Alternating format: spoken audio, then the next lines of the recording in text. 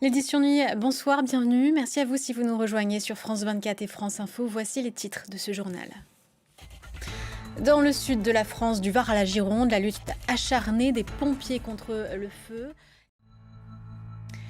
Les pompiers sur tous les fronts en France, deux incendies d'ampleur menacent toujours les paysages français. L'un qui a déjà parcouru plus de 2500 hectares dans le Var.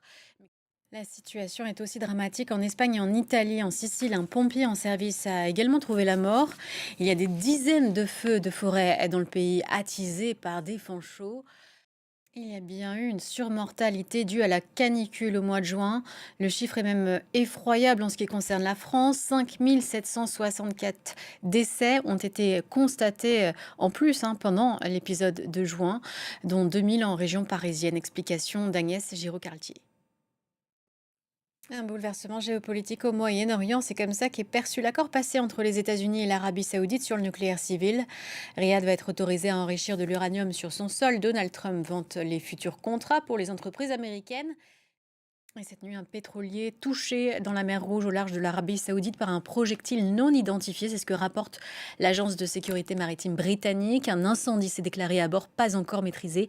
Les Houthis ont en tout cas revendiqué l'attaque de deux pétroliers dans la zone. Et en Iran, il s'agit de la 12e nuit de suite des frappes pour les Américains. Le Koweït dit se défendre en ce moment face à des attaques de drones hostiles sur son territoire. Sur le sol américain, à la base militaire de Dover, ce mercredi, Donald Trump a assisté à la cérémonie d'adieu des soldats morts au combat ce week-end. On part en Ukraine où la rue a été entendue puisqu'un nouveau visage a pris la tête de l'armée, Mikhailo Drapati, au poste de commandant en chef, donc un des postes les plus prestigieux du pays. Qui est-il? On le découvre avec Cyrine Bay. Direction l'Amérique centrale avec cette actualité politique, l'opposition pourrait être exclue de la prochaine présidentielle au Nicaragua.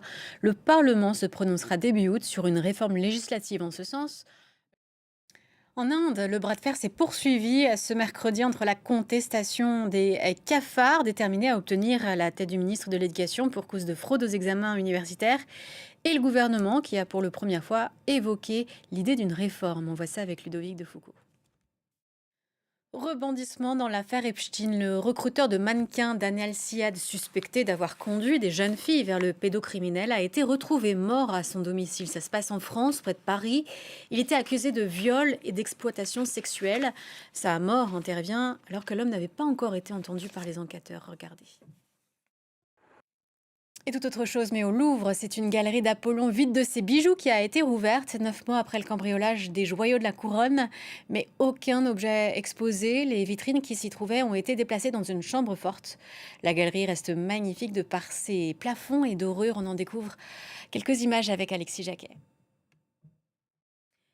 Et on termine avec cette performance, un saut à couper le souffle réalisé dans le ciel de Bulgarie après avoir roulé sur une montgolfière à peu près de 1000 mètres d'altitude. Un vététiste autrichien s'est jeté dans le vide avec son vélo.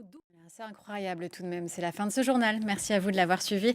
Restez sur notre antenne, on revient dans une quinzaine de minutes.